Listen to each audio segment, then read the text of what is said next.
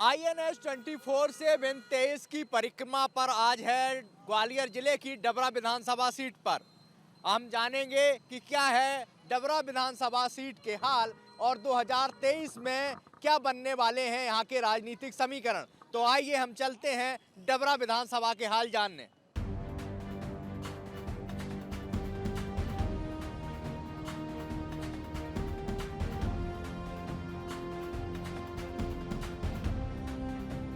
डबरा वही विधानसभा क्षेत्र है जहां 2018 में सिंधिया समर्थक इमरती देवी जीती थी और उन्होंने 2020 में ज्योतिरादित्य सिंधिया के साथ पाला बदल कर बीजेपी ज्वाइन कर ली थी, लेकिन उपचुनाव में उनके हाथ हार लगी और यहां से कांग्रेस के उनके ही समधी सुरेश राजे यहां से विधायक निर्वाचित हुए। डबरा में चौथी बार जीती कांग्रेस। भाजपा से 3 बार चुनाव हारे सुरेश राजे। कांग्रेस से पहले चुनाव में ही विधायक बने। सिंधिया समर्थक इमरती देवी हारी। 2013 के चुनाव में हारे थे सुरेश राजे। 2018 में सुरेश राजे ने किया था हार का सामना। 2020 में इमरती देवी ने दिया इस्तीफा। उपचुनाव में सुरेश राजे ने हराया इमरती देवी को। पहली बार जीते सुरेश राजे। 2008 के बाद यहां बदल गए समीकरण। भाजपा के गढ़ में कांग्रेस ने जमाया कब्जा। कांग्रेस के टिकट पर 3 चुनाव जीती इमरती देवी। बीजेपी के टिकट पर करना पड़ा हार का सामना।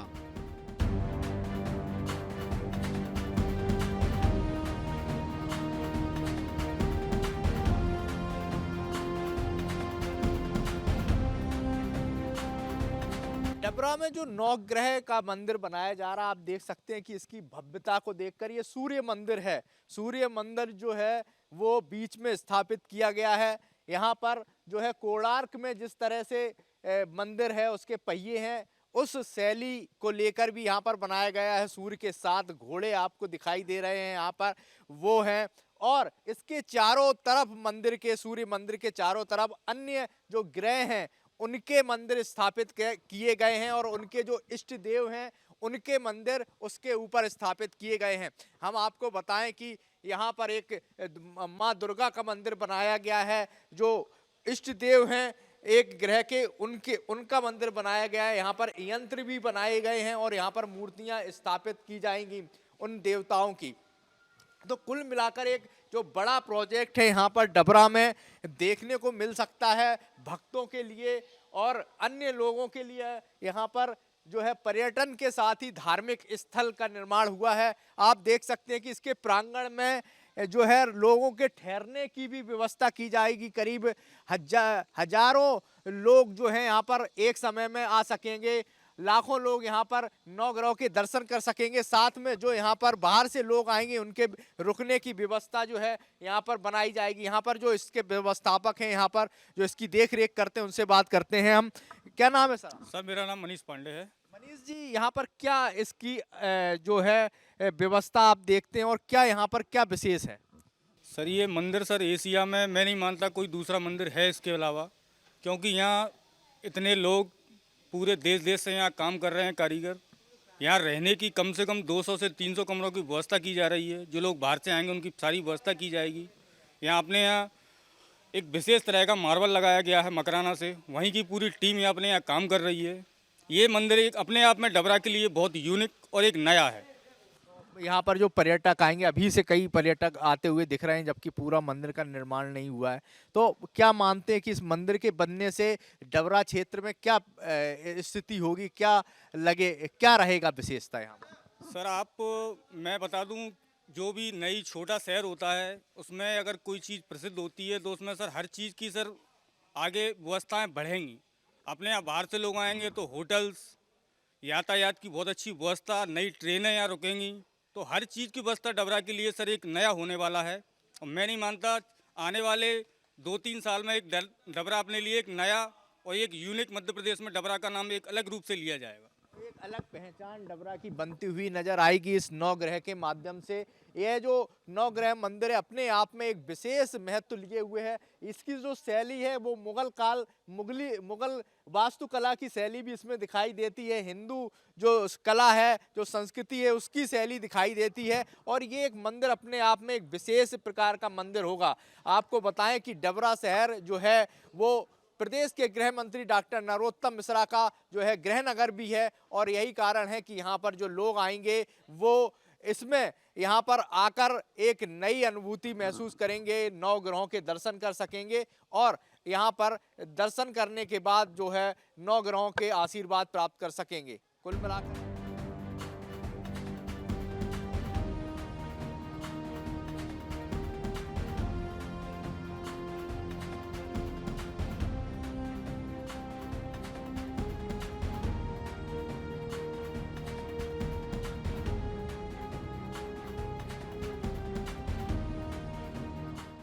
हिंदू सनातन संस्कृति में नवग्रहों का एक बड़ा स्थान है और उसी को लेकर डबरा में एक भव्य मंदिर का निर्माण हो रहा है जो कि एशिया का सबसे बड़ा नवग्रह मंदिर माना जाएगा। उनके ट्रस्टी हमारे साथ हैं श्रीमंत मिश्र जी। मिश्र जी, ये परिकल्पना कैसे आई कि नवग्रह मंदिर बनना चाहिए और इतना भव्य कितने क्या एकड़ में बन रहा है, क्या इसकी परिकल्पना है? मैंने देश के लगभग सारे तीर्थस्थलों को देखा है। बाद में मेरी समझ में आया कि देश में कोई भी बड़ा नवग्रह पीठ नहीं है। ये सोच की प्रेरणा आई और उसके बाद जो बन रहा है वो आपके सामने है।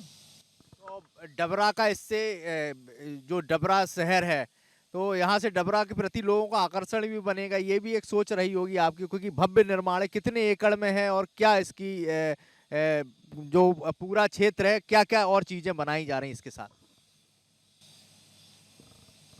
ये लगभग 20 एकड़ में होना चाहिए और ये नवग्रह पीठ में नवग्रह हैं, उनका परिवार है और उनके आदि देव हैं। क्योंकि ग्रह के लोग अनुष्ठान कराते हैं, उनको रुकने के लिए भी मैंने यहाँ पर व्यवस्थाएं की हैं कि आराम से वो रुक भी सकते हैं और अपने अनुष्ठान भी करा सकते हैं। कितनी लागत आई होगी ये बनाने में, क्योंकि आधुनिक संरचना है जो पुरातत्व महत्व की है, तो क्या क्या पूरे संसाधन रहे, कैसे क्या इसका निर्माण हो पा रहा? जैसा ऊपर वाला व्यवस्था कर रहा है, आते जा रहे हैं, लगाते जा रहे हैं, पूरा होते होते देखेंगे। जनता के सहयोग से आप ये कार्य पूरा कर? सबका सहयोग है, जिसका जो सहयोग है। मैं तो यही मानता हूँ कि भगवान सारी व्यवस्थाएं कर रहा है, हम तो सिर्फ निमित्त मात्र हैं। करने वाला कोई और है, कराने वाला कोई है, हम तो सिर्फ निमित्त हैं। डबरा को एक नई पहचान मिलेगी क्या इससे? निश्चित रूप से डबरा को जो है देश में एक नई पहचान मिलेगी। साफ तौर पर जो नवग्रह मंदिर है जो कि सनातन संस्कृति में एक विशेष स्थान रखता है, हमारे ग्रह जो हैं वो 9 हैं, 9 ग्रह हैं, उसी के आधार पर काल गणना भी होती है। तो डबरा में एक विशेष प्रकार का ये बड़ा भव्य मंदिर बनाया जा रहा है जिससे डबरा की पहचान तो बनेगी ही, साथ ही यहाँ पर जो धार्मिक लोग हैं वो पर्यटन की दृष्टि से भी यहाँ पर आकर हिंदू संस्कृति को जान सकेंगे और 9 ग्रहों के बारे में और देवताओं के बारे में ज्ञान प्राप्त।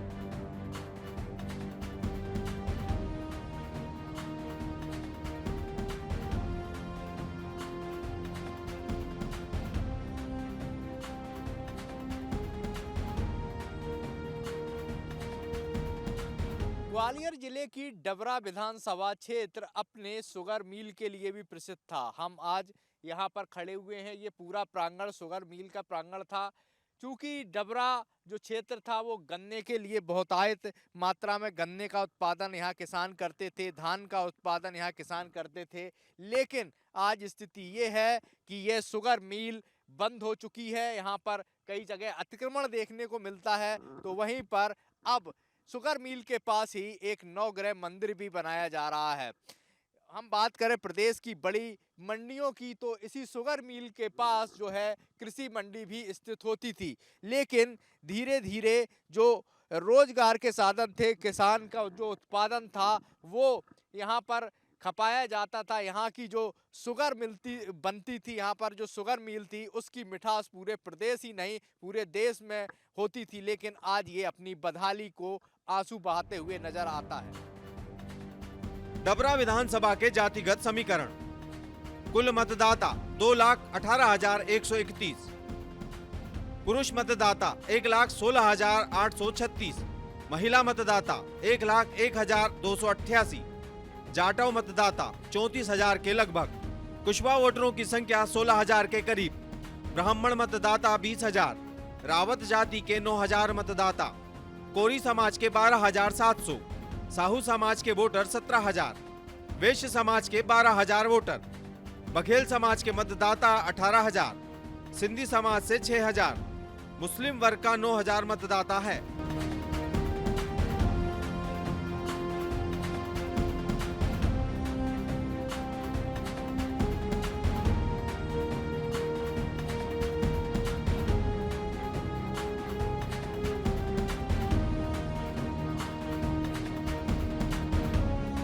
ग्वालियर जिला की डबरा विधानसभा सीट में हम इस समय मौजूद हैं। हमारे साथ हैं पूर्व मंत्री इमरती देवी जी।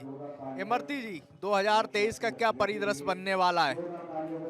2023 में जो चुनाव होंगे हमारे मध्य प्रदेश में विधानसभा के, उसमें हमारी भारतीय जनता पार्टी की सरकार बनेगी और डबरा से हमारे सारे जनता के सहयोग से मैं भी चुनाव जीतूंगी। क्या ऐसे मुद्दे थे जो अभी जो सरकार रही आप सिंधिया जी के साथ आ गई थी, क्या ऐसे मुद्दे हुए जो 4 साल में हल हुए हैं क्या? नहीं, जो कांग्रेस पार्टी की सरकार में मैं मंत्री थी तो 1 साल मुझे 1 रुपए का काम भी जो मैंने क्षेत्र में बोला था तो 1 रुपए का काम भी कमलनाथ जी ने मुझे नहीं दिया था।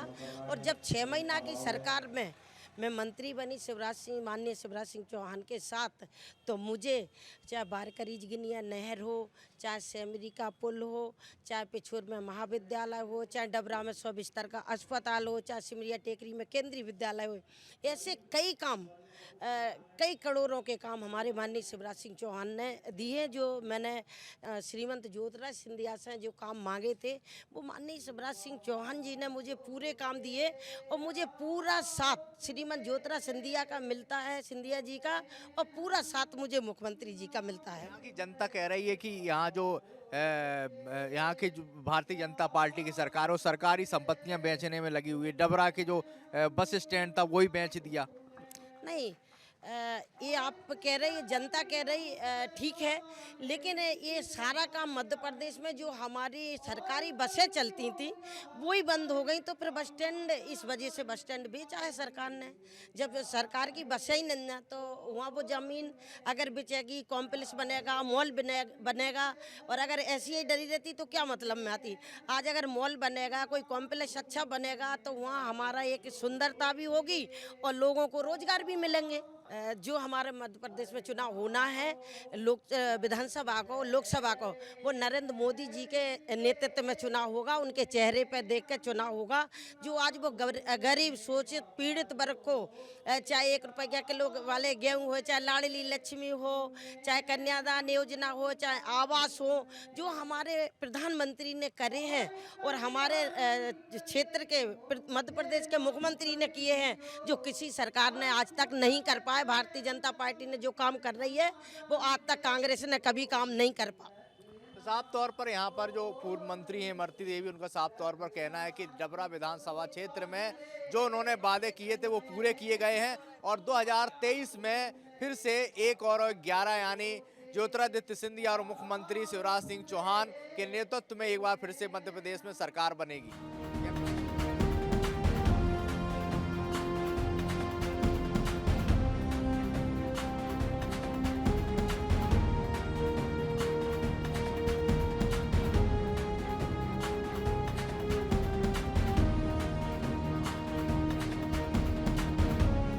कब कौन बना विधायक?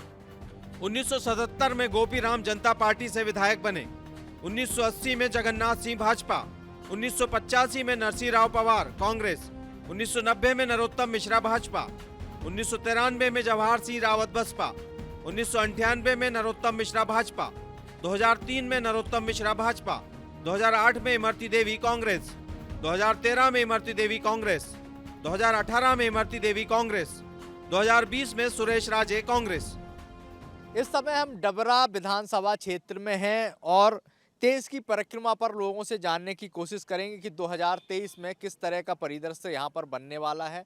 पिछोर नगर परिषद में है, यहाँ पर लोग हैं, यहाँ पर आप देख सकते हैं होटल है छोटा सा और यहाँ पर लोग जमा होते हैं अक्सर और यहीं पर चर्चाएं होती हैं राजनीति की भी और समाज की भी।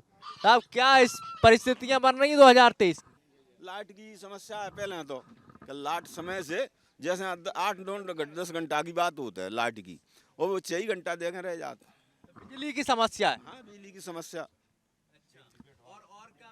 क्या समस्याएं हैं इनसी, जैसे सड़क, पानी और अन्य चीजें? और पानी की भी दिक्कत है, हेडपंप वगैरह लगना जरूरी है गाँव में।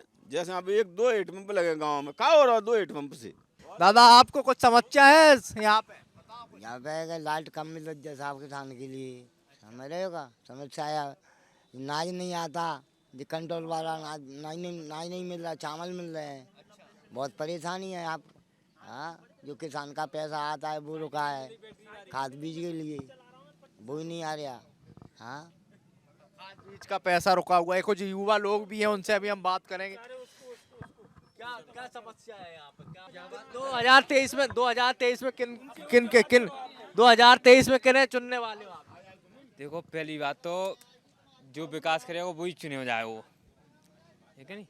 और हमारे समना पंचायत में कई तो ऐसे रोड हैं कि जहाँ आप जाओगे चौमासे में तो निकल भी नहीं पाओगे। वहाँ मोई मुड़ा पड़वे गिलाने में इतनी दिक्कत आती है। जैसे भरौली में है, जे हमारे मकान के सामने से बीका हमारे रोड पे प्रजापतियन के, वहाँ जमाने के चलो कि कड़वे में इतनी मुश्किल होते है।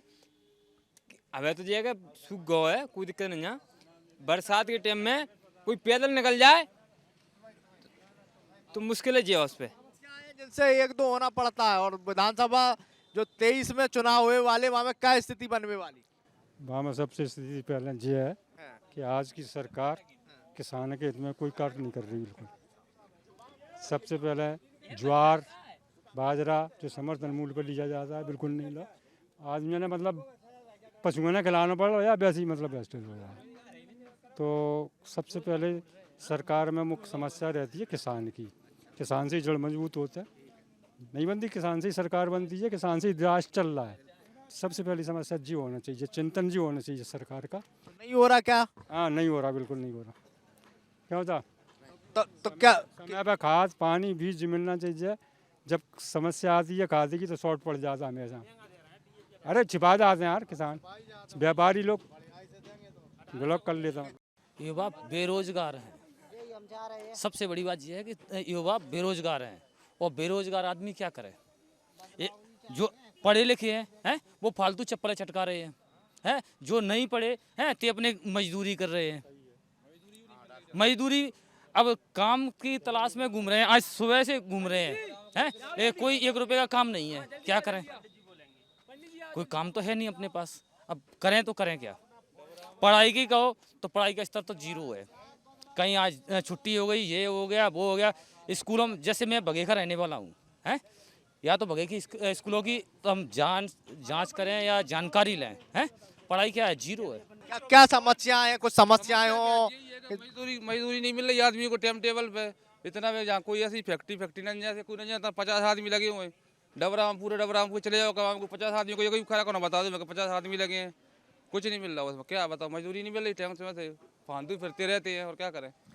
मिलाकर बात की जाए तो यहाँ जो डबरा विधानसभा है, डबरा विधानसभा के जो लोग हैं वो अपनी अपनी समस्याएं बता रहे हैं। यहाँ पे क्या आपको लगता है, सही है कि परेशानियां हैं, क्या दिक्कतें हैं? अगर शासन पक्ष का नेता यहाँ से प्रतिनिधि बने, ऐसे मान लो हमारी जो इमरती देवी अगर विधायक बनती तो शायद 4 गुना विकास और संभावना थी हमारे यहाँ। लेकिन कांग्रेस का विधायक होने के कारण कोई मान लो विकास हुआ नहीं है। और ना गलती किसकी मानते हैं, सत्ता पक्ष की मानते हैं या जो विधायक है जिसको आपने चुन के भेजा था उसने सही काम नहीं किया? वैसे जो जनता का प्रतिनिधि होता है उसकी गलती होती है, क्योंकि उसने सही काम नहीं किया। अपनी बात को जोर शोर से उठाना, शासन तक पहुंचाना, योजनाओं को लाभान्वित मान लो पहुँचाना, ये उस प्रतिनिधि का काम होता है कि उधर तक अपनी विधानसभा में बात उठाए। अगर मान लो हमारी इमरती देवी होती, उन्होंने काफ़ी घोषणाएं की थी चुनाव लड़ने से पहले और उन पर कुछ अमल हो रहा है। जैसे अभी नहर प्रोजेक्ट चल रहा है और पिछोर में जनता तो परेशान है, किसान परेशान है। किसान बोल रहा बिजली नहीं मिल रही टाइम पे, काम पानी नहीं मिल रहा है, खाद नहीं मिल रही। नहीं, ऐसी कोई समस्या नहीं है। जैसे बिजली प्रशासन जितना उपलब्धता हो रही है उतना है और बराबर नहर टाइम से आ रही है। लेकिन जो प्राकृतिक द्वारा कुछ आपदाएं हो जाती हैं उससे क्या है, थोड़ा हो जाती है लोग बाग दुखी। लेकिन क्या है जो यहाँ पे आप पदाधिकारी हैं बीजेपी का? नहीं, पदाधिकारी नहीं हूँ, मैं भूतपूर्व सैनिक हूँ। भूतपूर्व सैनिक हूँ, पर बीजेपी से कोई पदाधिकारी नहीं हूँ। लेकिन क्या है जो सामने दिखता है उसे स्वीकार करना चाहिए, स्वीकार करना चाहिए। गवर्नमेंट अगर मान लो जिस सत्ता पक्ष का प्रतिनिधि बने और चुन के आए तो विकास कार्य अलग होती है, और जो सत्ता पक्ष का रहता है तो उसका कार्य अलग होता है। कुल मिलाकर बात की जाए तो जो पिछोर क्षेत्र की जनता है, जो भांडेर डबरा विधानसभा के अंतर्गत आती है, और डबरा में लोगों को, युवाओं को जो समस्या है वो बेरोजगारी की समस्या सबसे बड़ी जो समस्या बताई जा रही है। वहीं किसान भी अपने आप को परेशानी में महसूस करता है। सही समय पर बिजली, पानी और खाद की जो किल्लत प्रदेश में अन्य जगह देखने को मिलती है, वही डबरा विधानसभा में भी यहाँ की समस्या के बड़ी समस्या के रूप में किसान बयान करते हुए नजर आते हैं। कैमरामैन हरी के साथ INS 24/7 के लिए पिछोर से दिनेश शुक्ल।